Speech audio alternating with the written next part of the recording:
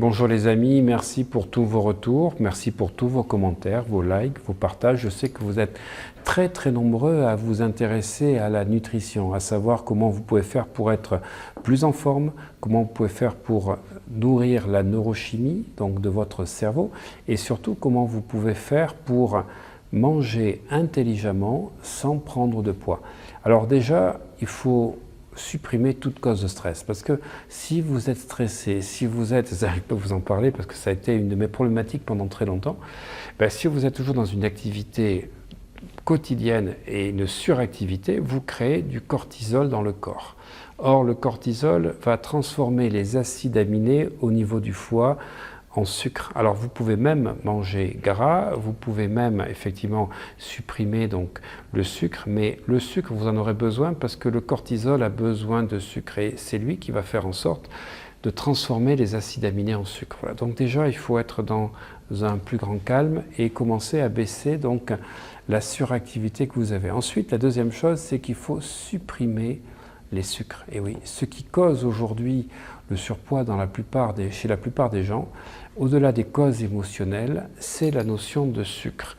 Le sucre, aujourd'hui, est un véritable poison, c'est une drogue. Il y a des gens qui sont addicts au sucre. Il suffit de voir comment vous mangez des fois une tablette de chocolat entière ou le pot de Nutella, n'en parlons même pas, à la cuillère comme ça en 3 minutes. C'est tout simplement parce qu'on peut avoir un dérèglement, donc, comme j'explique souvent dans certaines vidéos ou formations en ligne, un dérèglement en neurotransmetteurs. Un dérèglement qui va traduire surtout, si vous manquez de sérotonine, par une addiction au sucre. Mais surtout, ce qui est important, c'est que le sucre libère en fait, et vous allez voir le double danger du sucre, grâce au pancréas, donc de l'insuline. L'insuline va aller stocker, va aller chercher ce sucre pour le stocker dans les cellules, et les cellules abdominales, essentiellement, c'est ce qui nous fait prendre du poids au niveau de l'abdomen, nous fait grossir, parce que c'est le sucre que l'on va chercher. Alors, ce double piège dont je parlais, le double fléau du sucre, c'est que vous avez une fatigue. Vous prenez du sucre, donc vous avez une stimulation d'énergie, mais 10 minutes, un quart d'heure après, le sucre est sorti du sang, puisque l'insuline est allée le piéger pour le recapter et l'amener, si vous n'étiez pas dans un effort physique, là où le corps va pouvoir le stocker, c'est-à-dire au niveau de l'abdomen. Et du coup, vous avez une déplétion en sucre. Vous comprenez, vous avez une stimulation de sucre, et puis tout d'un coup, l'insuline va aller capter le sucre pour le stocker, et vous avez donc une fatigue qui fait ça. Alors comme je l'ai dit, vous ne mincirez pas en mangeant des protéines, parce que vous reprendrez encore plus de poids, vous mincirez en prenant des bons acides gras, en prenant du bon gras, en mangeant du gras, et surtout en mangeant des légumes. Je vous en prie les gens, si vous me regardez, que vous avez vraiment envie de faire un effort pour vous et de vous occuper de votre corps, eh bien mangez le plus de légumes possible. Votre assiette devrait être composée de la moitié de légumes, parce que les légumes vont alcaliniser votre corps.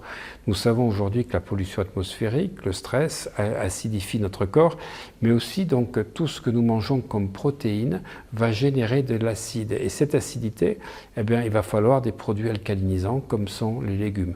Alors en plus, il faut savoir que dans le bol gastrique, au niveau de l'estomac, si vous mangez en plus des lipides, des féculents ou des sucres lents, avec de la viande, c'est terrible parce que la viande est acidifiante alors que les glucides sont alcalinisants. Et alcalinisant ou alcalin plus acide, ça crée une réaction neutre et du coup votre estomac ne peut plus digérer et vous gardez ça dans l'estomac, ça fait de la putréfaction, ça fait effectivement des gaz, parce qu'il faut savoir que chaque fois qu'on mange de la viande, notre tractus intestinal est 4 fois plus long que celui du chien ou du chat. C'est-à-dire que la viande va mettre beaucoup de temps, le poisson aussi, à sortir de l'intestin. Et donc, chaque fois que vous mangez, les amis, mangez des légumes, mangez des légumes. Chaque fois que vous mangez des protéines, mangez des légumes pour permettre d'enlever les inconvénients de l'acidification des protéines. À bientôt les amis. Si vous voulez en savoir plus, vous cliquez sous le lien ci-dessous.